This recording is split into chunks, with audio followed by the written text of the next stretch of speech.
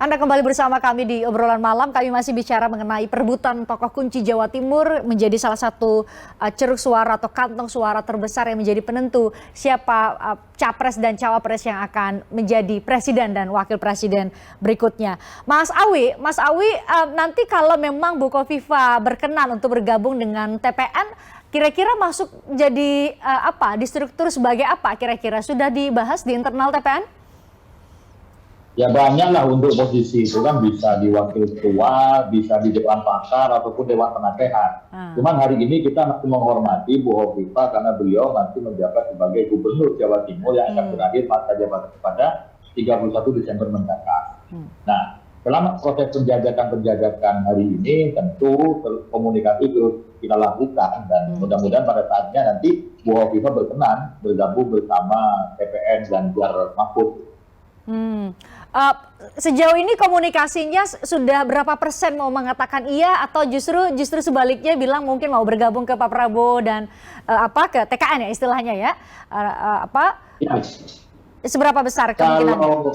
Kalau lihat persentasenya kita nggak bisa mengukur ya karena semuanya masih 50-50. Tetapi kalau melihat tanda-tanda alam itu sebenarnya Bu Hovifa lebih dekat dengan Ganjar Mahfud. Apa yang saya maksud tanda-tanda alam? Pertama, beliau merupakan tokoh di Nahdlatul Ulama yang mana Pak Mahfud adalah kawan beliau. Ada Mbak Yeni Wahid secara kultural mereka pernah bekerja sama, bahkan sama-sama Gus Durian gitu kan. Itu kan tanda-tandanya. Tetapi apakah nanti menjadi bergabung ke TPN, ya mudah-mudahan begitu sesuai harapan yang kita harapkan selama ini. Mas Awi, itu kan kalau kemungkinan iya bergabung. Kalau kemungkinan Bu Kofifa tidak bergabung, strategi lain yang bakal dilakukan oleh TPN apa?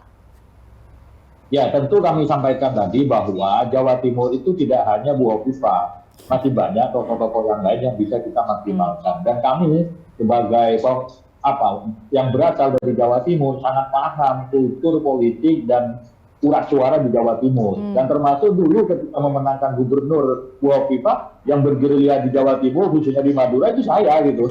Jadi kalaupun kemudian Bu Hovifa bergabung ke TKN, kita hormati sebagai sebuah pilihan politik. Tetapi sebagai pertarungan politik di lapangan, sekali lagi tidak ada jaminan siapa yang akan menang.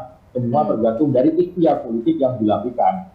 Oke, jadi percaya pada kerja dari mesin partai. Tapi ada faktor lain juga tadi yang sudah saya sebutkan bahwa ada Gus Muhaimin, ada PKB yang juga berada di luar dari koalisi Partai Demokrasi Indonesia Perjuangan bersama P3 dan partai lain gitu. Itu juga kemudian terbagi ke sana, terfragmentasi ke sana juga kan suaranya kemungkinan?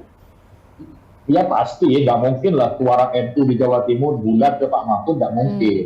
Setidaknya kalau kita menganalisis temuan-temuan survei termasuk dari LSI DJA di Jawa Timur, ya memang suara NU akan berpecah, apalagi sekarang ada dua calon yang berlatar belakang Nahdlatul Ulama. Tetapi angka survei juga menjawab pertanyaan dari sisian itu, bahwa di Jawa Timur konstituen ataupun masyarakat Nahdien itu lebih memilih Pak Mahfud MD dibanding calon yang lain. Sebuah fakta yang tidak bisa dipungkiri dan menjadi modal bagi kami untuk terus memaksimalkan dukungan terhadap pasangan Ganjar Mahfud di Jawa Timur. Oke. Bang Maman tampaknya sudah bergabung kembali secara audio dan secara visual dengan kita. Semoga baik sambungan kita secara di paruh kedua obrolan malam edisi kali ini, Bang Maman. Maaf Bang Mbak, gangguan sinyal ini lagi. Iya. Bang Maman, jadi nanti tadi saya sudah tanya pertanyaan sama ke Mas Awi, kata Mas Awi sih nggak masalah. Tadi saya tanya apakah kalau memang Bu Kofifa gabung akan mendapat posisi apa di TPN, katanya ya itu kan persoalan teknis sekali, yang penting adalah kehadiran sosok Bu Kofifa, bisa jadi wakil ketua umum, bisa dewan pengarah dan lain-lain. Kalau di TKN sendiri itu bakal menempati posisi khusus yang untuk bisa memberikan efek elektoral, memberikan keuntungan secara elektoral kepada Prabowo Gibran, sudah disiapkan khusus, Bang Maman? Ya, saya pikir sama ya, penempatan seseorang pada jabatan struktur di TKN ataupun tidak, itu kan teknis dan secara formal saja. Yang terpenting kan adalah figur tersebut turun bergerak dan bekerja untuk kepentingan dan kebutuhan kemenangan. Nah, alhamdulillah sih tadi saya sambungkan lagi Mbak ya. Jadi memang sampai hari ini komunikasi kita dengan Bu Hovifah sangat baik dan intens sekali, dan namun ya tentunya kita memahami posisi dan kondisi beliau yang masih menjabat sebagai gubernur. Beliau kan juga harus dituntut sebagai posisi gubernur, juga harus mengambil positioning di tengah gitu loh. Artinya dari sisi itu kita menghargai dan menghormati. Nah makanya yang terpenting sekarang adalah komunikasi politik itu kita bangun dan kita galang terus, dan tentunya dengan ditambah lagi kehadiran Pak Dekarwo dan Pak SBY di Jawa Timur kan itu juga menjadi tambahan tenaga dan semangat kami untuk bagaimana caranya memaksimalkan potensi-potensi suara dan jejaring-jejaring yang ada di wilayah Jawa Timur. Jadi kalau ditanya seberapa signifikan keberadaan atau kehadiran sosok Hovifah, sudah ada ya, secara yang di dalam kan sudah ada Pak SBY, ada Pak Dekarwo karena Partai Demokrat. Itu seberapa besar kalau Anda bisa menggambarkan, Bang Maman? Jadi begini Mbak, kerja-kerja politik itu kan tidak bisa hanya sekedar mengharapkan kerja-kerja elit dan di atas. Namun kerja elit itu penting, kehadiran elit itu menjadi penting, keberadaan dan kehadiran elit itu menjadi penting dalam rangka untuk membangun simbolisasi keberadaan dan keberpihakan seseorang itu terhadap kita. Nah namun itu harus diimbangi dengan kerja-kerja di lapangan, kerja-kerja politik dan kerja-kerja konkret di lapangan. Nggak bisa aja kita hanya sekedar mengandalkan seseorang A, B, dan C, tapi kalau kita tidak tekniskan dan kita tidak teknis dan teklapkan di lapangan, ya tentunya juga tidak ada gunanya dan menjadi sia-sia. Nah maka dari itu dengan keberadaan Pak Dekarwo, keberadaan Pak SBY, keberadaan Bu Hovifah, dan keberadaan kiai-kiai ulama NU lainnya yang saya tidak bisa sebutkan satu persatu di forum ini, itu tentunya nanti akan kita tindak lanjuti dalam kerja-kerja teklap di lapangan dan pemetaan yang jauh lebih detail dan terperinci nanti di wilayah Jawa Timur. Dan kita kan sekarang sedang mempersiapkan tim darat kan, jadi untuk melakukan kerja-kerja door to door dan kerja-kerja sampai ke titik-titik daerah pelosok-pelosok yang ada di wilayah Jawa Timur. Dan ini juga kita lakukan di seluruh wilayah Indonesia, Mbak. Mas Aji, kalau kita lihat kan sebenarnya di kubu Koalisi Indonesia Maju, belum ada tokoh NU yang yang prominent, sehingga kemudian kalau tadi kan saya katakan kalau di TPN tidak bergabung Bu Hovifah, maka masih ada Mahfud MD dan Yeni Wahid.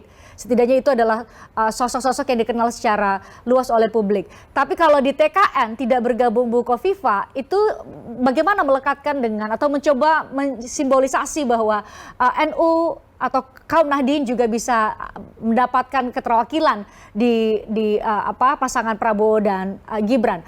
Menurut Anda tetap perlu tokoh sentral atau tokoh prominent dari NU yang menjadi simbol dari yang perlu untuk dihadirkan oleh TKN menurut Anda, Mas Aji? Iya, tetap, karena saya pikir harus komplit ya. Komplit pertama secara simbol juga harus ada ya. Karena untuk komposisi capres-cawapres kan nggak ada tokoh yang secara kultural itu dekat dengan Nahdlatul Ulama ya.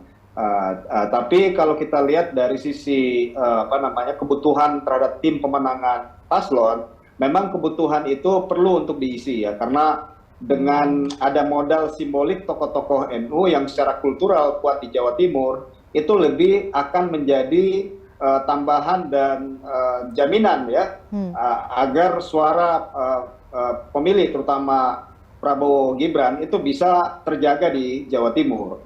Yang kedua adalah soal mesin. Jadi saya pikir tokoh ini ya, menggait tokoh NU ini ada dua fungsi yang kemudian menjadi penting. Satu selain fungsi simbolik, yang kedua kan mesin politik untuk menjangkau pemilih NU ya. Karena dari survei yang kita kerjakan, yang kita temukan, pemilih NU itu mayoritas berada di kampung-kampung ya. Mereka umumnya secara profesi juga banyak sebagai petani, nelayan atau pedagang ya, sehingga memang butuh mesin politik yang kuat untuk bisa menjangkau itu. Kalau kita lihat dari sisi misalnya pasangan Anies Caimin ya, memang punya mesin berupa partai ya, partai politik PKB yang mungkin secara jaringan atau secara mesin politik mampu menjangkau pemilih-pemilih NU yang ada di Jawa Timur. Begitupun mungkin pasangan Pak Ganjar dan Pak Mahfud ya, karena Pak Mahfud adalah tokoh yang sejak lama sudah dikenal sebagai tokoh yang dekat atau terasosiasi dengan NU. Apalagi kalau kita lihat peta Jawa Timur secara luas, pemilih-pemilih NU yang berada di daerah Tapal Kuda ya, ini kan begitu kuat ya, dan terutama ini yang bisa akan menjadi kantong-kantong pemilih Pak Mahfud dan Pak Ganjar, sehingga memang ada kebutuhan yang lebih besar. Tadi saya sampaikan bahwa dari 3 paslon ini kebutuhan untuk memperkuat Jawa Timur itu lebih penting atau lebih urgent ada di pasangan Prabowo dan Gibran, karena secara simbolik belum punya, dan yang kedua memang mesin politik di bawah pun belum konkret. Kita melihat ya, tampaknya ada gangguan secara audio ke Mas Aji ya. Apakah terhubung kembali? Oke, Mas Aji silakan diulangi, Mas. Anda sudah bisa kami dengar suaranya? Oke. Sudah jelas, Mbak? Ya, sudah jelas. Faktor yang kedua tadi mesin partai, Mas. Kalau mesin partai kan dimiliki sama PKB dan itu ada di koalisi perubahan. Oke, silakan dilanjut tadi, Mas.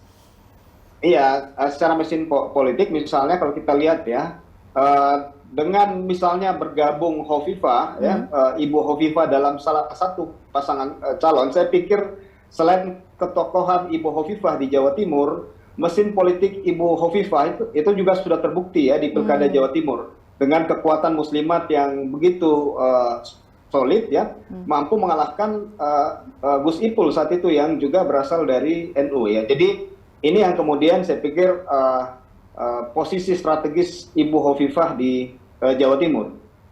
Oke, karena mewakili juga ada keterwakilan perempuan begitu ya, karena ada salah satu organisasi sayap NU sehingga kemudian memperkuat itu. Hal lain apakah mungkin dipengaruhi juga oleh faktor bahwa Bu Khofifah menjadi gubernur yang memimpin Jawa Timur, jadi mungkin di luar dari kantong suara di Jawa Timur, di luar dari NU pun mungkin sudah terjaring atau terbangun selama Bu Khofifah atau beliau menjadi pemimpin di Jawa Timur begitu, Mas? Oh iya, jelas. Ya, selain tadi yang saya sebut itu faktor pertama, secara simbolik ketokohan Ibu Hovifah yang sudah kuat, saya pikir itu yang kemudian siapapun paslon yang didukung oleh Ibu Hovifah itu menambah legitimasi ya, bahwa paslon itu akan kemudian bisa meraih potensi suara di Jawa Timur secara maksimal. Oke, potensi suara di Jawa Timur secara maksimal. Oke, kita jeda dulu. Usai jeda kita akan kembali dengan satu faktor yang Anda sebut tadi, Mas Aji, bahwa pemilih NU atau warga Nahdien paling banyak memilih Pak Jokowi, dan saat ini ada situasi politik yang berbeda. Partai Demokrasi Indonesia Perjuangan, memang Pak Jokowi adalah kader Partai Demokrasi Indonesia Perjuangan, namun ada Mas Gibran yang justru mendampingi Prabowo Subianto. Apakah ini akan menambah fragmentasi suara? Artinya tersebar suara ke beberapa paslon, setidaknya dari 2 paslon yang diusung oleh Koalisi Indonesia Maju dan Koalisi Partai Demokrasi Indonesia Perjuangan bersama P3 dan sejumlah partai lain. Bagaimana gambarannya? Kita bahas usai jeda.